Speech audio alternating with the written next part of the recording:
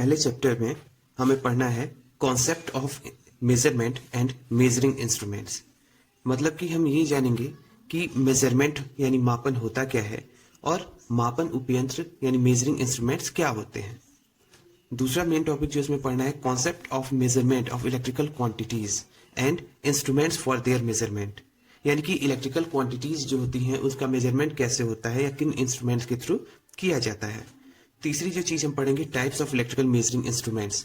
Types of electrical measuring instruments में हम mainly 3 तरह के इंस्ट्रूमेंट्स के बारे में पढ़ेंगे, जो कि एक इंडिकेटिंग इंस्ट्रूमेंट हो गया, दूसरा रिकॉर्डिंग इंस्ट्रूमेंट और तीसरा इंटीग्रेटिंग इंस्ट्रूमेंट। यानी इसके अंदर हम 3 तरह के इलेक्ट्रिकल मेजरिंग इंस्ट्रूमेंट्स के बारे में पढ़ेंगे। फिर एसेंशियल्स ऑफ इंडिकेटिंग इंस्ट्रूमेंट्स के बारे में पढ़ेंगे, यानी कि जो इंडिकेटिंग इंस्ट्रूमेंट्स होते हैं उसमें क्या मेन चीजें होनी चाहिए जिसके कारण वो वर्क कर सके। ठीक है, सबसे पहले हम पढ़ते हैं कि मेजरमेंट या मापन क्या होता है। तो बच्चों, किसी भी भौतिक राशि जैसे लंबाई, समय, वेग, विद्युत धारा, वोल्टता आदि की मात्रा या माप जानने की प्रक्रिया मापन कहलाती है। यानी कि कोई भी भौतिक राशि हो, अगर आप उसकी मात्रा या माप जानने के लिए किसी प्रक्रिया का प्रयोग कर रहे हैं तो वो प्रक्रिया क्या होगी? मापन होगी। अब मापन उपयंत्र क्या होते हैं या मेजरिंग इंस्ट्रूमेंट्स क्या होते हैं? जैसा हमने जाना कि किसी भी भौतिक राशि को मापने की प्रक्रिया मापन है, तो जिन इंस्ट्रूमेंट्स का प्रयोग आप मापन के लिए करेंगे, भौतिक राशियों को मापने के लिए जिन उपयंत्रों या इंस्ट्रूमेंट्स का प्रयोग करते हैं उनको हम क्या कहते हैं? मेजरिंग इंस्ट्रूमेंट्स कहते हैं। ठीक है, वैद्युत मापन उपयंत्र क्या है? जैसे नाम से स्पष्ट है कि ये एक ऐसा मापन उपयंत्र है जो कि वैद्युत राशियों को मापता है। वैद्युत राशियां जैसे विद्युत धारा, वोल्टता, विद्युत शक्ति आदि जो राशियां हैं उनको मापने के लिए जिन इंस्ट्रूमेंट्स का प्रयोग होगा उनको हम क्या कहेंगे? इलेक्ट्रिकल मेजरिंग इंस्ट्रूमेंट्स कहेंगे। यानी हमने अभी 3 टॉपिक समझे।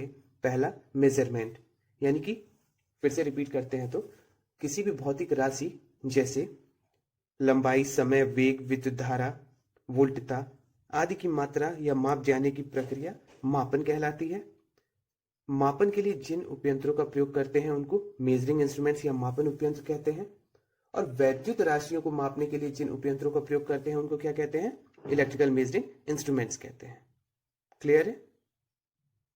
अब हम कुछ मुख्य भौतिक राशियों के बारे में जान लेते हैं जो कि वैद्युत भौतिक राशियां हैं, और इन भौतिक राशियों को कैसे मापा जाता है या किन मापन उपयंत्रों का प्रयोग होता है इनको मापने के लिए, उसके बारे में जान लेते हैं।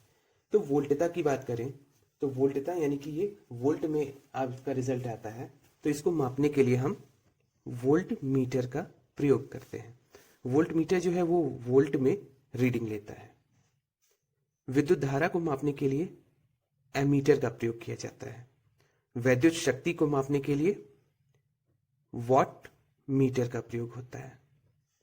एमीटर एम्पियर में विद्युत धारा को मापता है।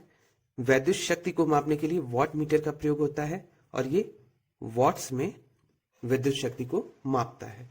विद्युत ऊर्जा को मापने के लिए वाट आवर मीटर का प्रयोग होता है। किलो वाट आवर मीटर का प्रयोग किया जाता है। किलो वाट आवर मीटर का प्रयोग किसके लिए किया जाता है? विद्युत ऊर्जा को मापने के लिए किया जाता है। ये किलो वाट आवर यूनिट में हमारी विद्युत ऊर्जा का मान बताता है। विद्युत आवृत्ति यानी फ्रीक्वेंसी के लिए हम फ्रीक्वेंसी मीटर का प्रयोग करते हैं। यानी कि हमने जो मुख्य विद्युत राशियां पढ़ी, वोल्टता, विद्युत धारा, विद्युत शक्ति, विद्युत ऊर्जा और विद्युत आवृत्ति, तो वोल्टता मापने के लिए वोल्ट मीटर का प्रयोग करेंगे, विद्युत धारा मापने के लिए एमीटर का प्रयोग करेंगे, विद्युत शक्ति या इलेक्ट्रिकल पावर को मापने के लिए वॉट मीटर का प्रयोग करेंगे, विद्युत ऊर्जा या इलेक्ट्रिकल एनर्जी को मेजर करने के लिए किलो वाट आवर मीटर का प्रयोग करेंगे। इसी तरह विद्युत आवृत्ति को मापने के लिए फ्रीक्वेंसी मीटर का प्रयोग किया जाता है। इसके अलावा एक अन्य मुख्य वैद्युत राशि है रेजिस्टेंस यानी प्रतिरोध, वैद्युत प्रतिरोध। इसको मापने के लिए हम किसका प्रयोग करते हैं? ओम मीटर का प्रयोग करते हैं। OHM मीटर, इसका बेसिकली प्रयोग करते हैं वैद्युत। नेक्स्ट इंपॉर्टेंट टॉपिक जो हमें पढ़ना है वो है types of electrical measuring instruments.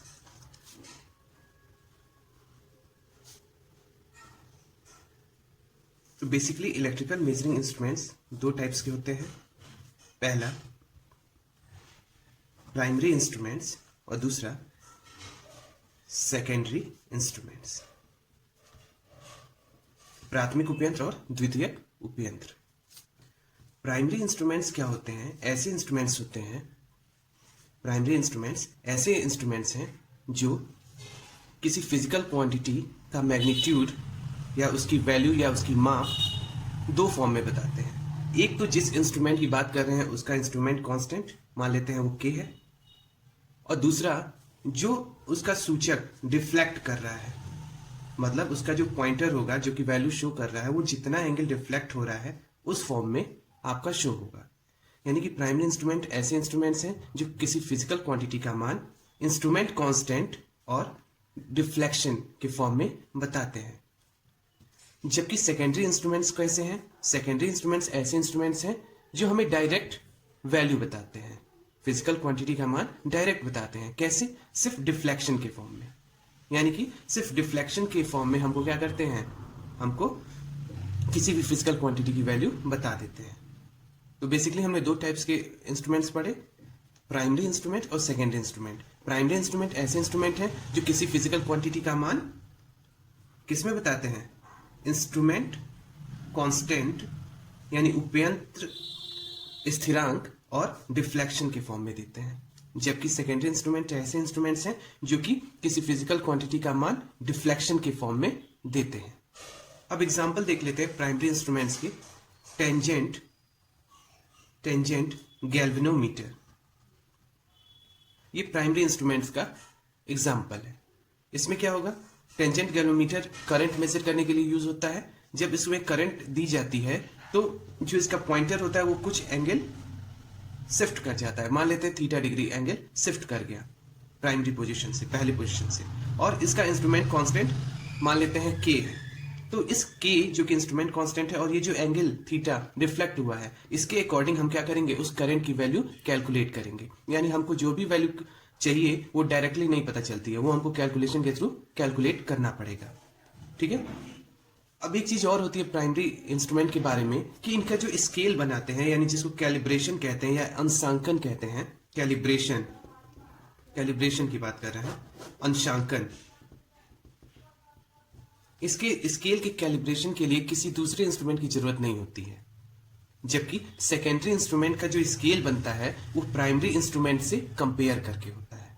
ठीक है। यानी कि सेकेंडरी इंस्ट्रूमेंट को प्राइमरी इंस्ट्रूमेंट से कंपेयर करके उसका स्केल डिजाइन करते हैं। जबकि इसके स्केल की बात करें अगर प्राइमरी इंस्ट्रूमेंट के, तो उसके लिए हमको किसी अन्य इंस्ट्रूमेंट की जरूरत नहीं होती है।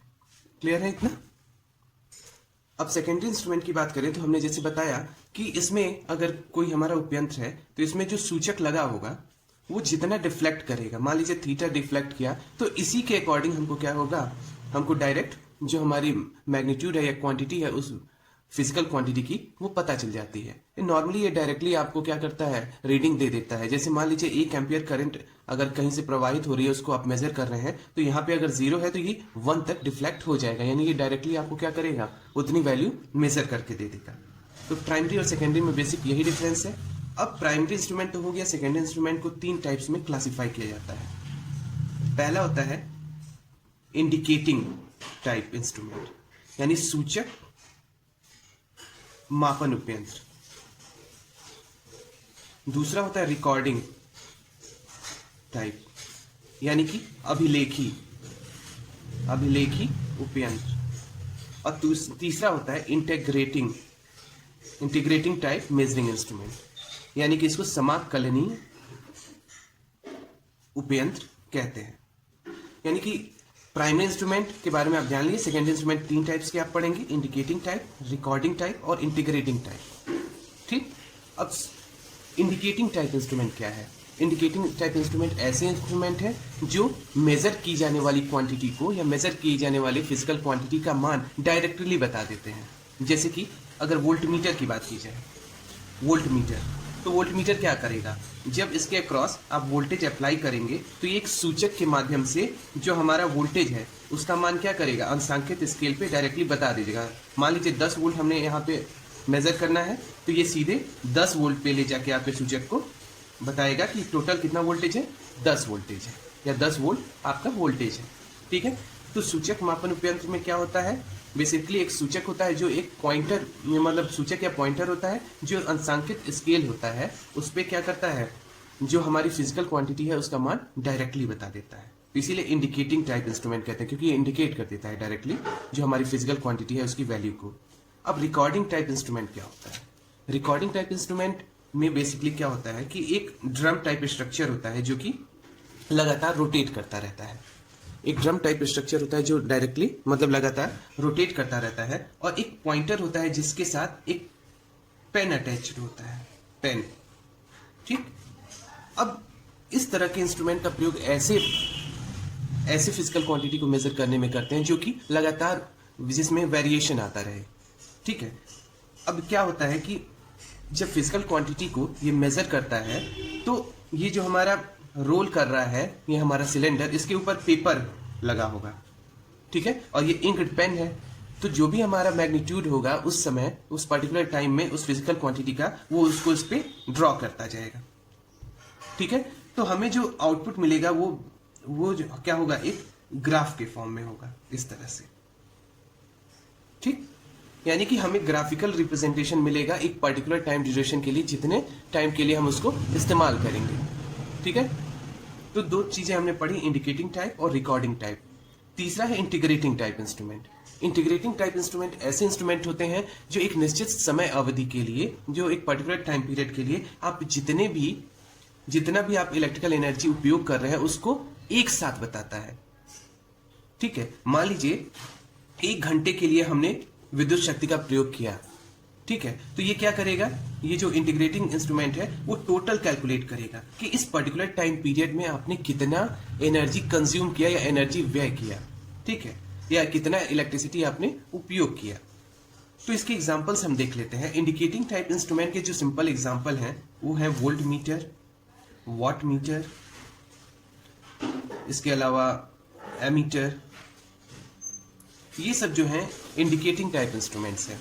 रिकॉर्डिंग टाइप इंस्ट्रूमेंट के एग्जांपल क्या है, मान लीजिए ईसीजी, ईएमजी, ईईजी, ये सब मेडिकल लाइन में प्रयोग होते हैं। सिस्मोग्राफ के बारे में पढ़ा होगा आपने, जो कि भूकंप की तीव्रता को मापता है। ये सब क्या है, आपके अभिलेखी उपयंत्र है जो कि ग्राफिकल रिप्रेजेंटेशन के रूप में प्रयोग होते हैं। ईसीजी जो कॉमन नेम है, जो कि इलेक्ट्रोकार्डियोग्राम कहते हैं, यानी दिल की धड़कन मापने के काम आता है।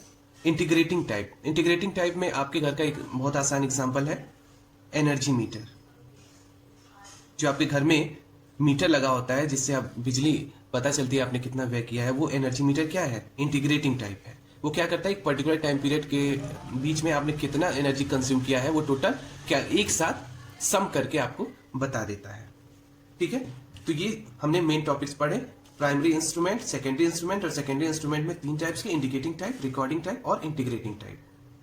ठीक है, ये सारी चीजें जो आज पढ़ाई गई हैं इसको आप नोट्स बना लेंगे, और अगर कोई आपको डाउट होता है तो कमेंट सेक्शन में आप पूछ सकते हैं। ठीक है, नमस्कार।